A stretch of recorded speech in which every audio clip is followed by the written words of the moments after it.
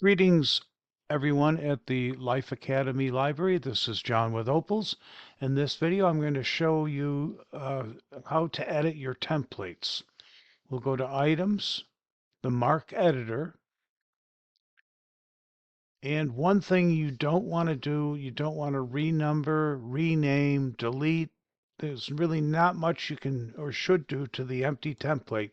It should always be the first, say empty, etc.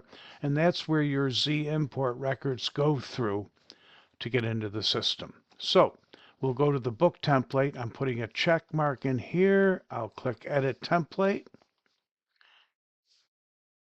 And here's your template as it is.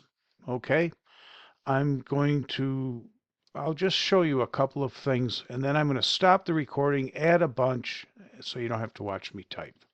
So the first thing I'm going to do, which I like on a template, is a 246 tag. So I put my cursor here, I could put it up here, I could put it here, anywhere on the 245. I'll just put it right here and the remainder of title. I'm going to click Add a Data Field. I'm adding a 246 tag, which is an alternative title. Oftentimes, if a book starts with numbers like 101, 101 Science Experiments, or 101 Business Tips, or something like that, you might have the title with numerals 101, but it's good to have a 246 spelling the numbers out because you don't know how a user of the library may search for it. So that's a 246. Okay. While it's here, I'm going to add a 250, your addition statement, and put an A in, and now I'm going to fill out some more. I have my recorder back on. I added a 490 series statement, a 500 general note, a 504 bibliography and index. Okay, now I'm going to add a 505 field, which are content notes in a book, poems in a book. If you had the 20 best poems from Africa or something, you could list each poem out and they would be searchable. So if someone came in looking for a poem, specific title of a poem, or a short story, or a chapter in a book, that would be a 505. Now I'm going to add a 520, which is a great field, a summary statement. I'm going to add a 586, which is an awards note if you keep awards notes. And even if you don't use them often, it's not bad to have it in the template. All right, now I'm going to add a 600. That's a personal name as a subject. All right, you've got some 650s. I'm going to add some 690s, so I put my cursor here, add data field, 690, and those are locally created subject headings. You don't have to conform to any Library of Congress rules or anything at all. 690 is not a bad field to have. So what do I have here? I've got a 100, your name. And by the way, NR means not repeatable. It's not Opals, it's just Mark AACR2 rules, second edition. Your title statement's not repeatable. However, the varying form of the title is, that's what the R is for that. You've got an addition statement now. You've got a 260, a 300, which was already there, a series statement. Oh, what's nice is to have a subfield in the series. I'm going to add a subfield V. Oftentimes series are marked with a number, part 1 or number 2, number 28, something like that. You've got a 500 general note, bibliography note, 505 contents, summary note, awards note, 600 personal name as a subject. By the way, just so you know, you could add this. I don't know, you're doing a lot of business maybe. I'm going to put in a 610, which would be a corporation's name treated as a subject, okay? And then, of course, you've got your subdivisions. So if you wanted to add another subdivision, say a chronological, you could put in this 650, you put your cursor here, add a subfield, and then they'll show, and I'm thinking you might like a chronological. Or maybe you'd like another subfield Z. for a geographic subdivision. So it could be business, history and development, or whatever the subdivision is, 19 or 2020 to 2024 in Africa or California or whatever it might be. So that would spell that out. You can do that for all of these as well. I think I've pretty much got most of the. I'm going to save this. I'm going to click Save. Number 2, okay. I always do this. Books with added fields. Telling myself or you that somebody added some additional data fields or subfields, I'll say okay. All right. Let me show you a very good site for MARC records. You may know about it. LOC, Library of Congress, MARC 21. All right. And you can look down here, let's say the 500 fields. Okay. I added a 500 general note. Maybe you'd like to read about it, so you can click the full general information, and it gives you nice examples, okay? Translated, recast in bronze if it was a realia, program notes if it was music or something like that, okay? And you can add all these fields depending on the type of things you're cataloging. There's your summary. Target audience is usually used in schools. I put in what did I put? 520. I already got that. That's the summary right here is summary note. And if you click the full or concise, it tells you and gives you nice examples. There's your awards note. And you see all these other fields. So it's nice to know this is out here. And there's your series, say 490s, subject headings. Let's see what they show here. 600, 610 for corporate, meeting names, genre, etc., etc. So there you go. That's how you'll edit your template. And let me just go back here. Just make sure when you go to the MARC editor, you don't touch the empty template. And now you've got CD-ROM. You can do anything you want with these. Just leave the empty alone.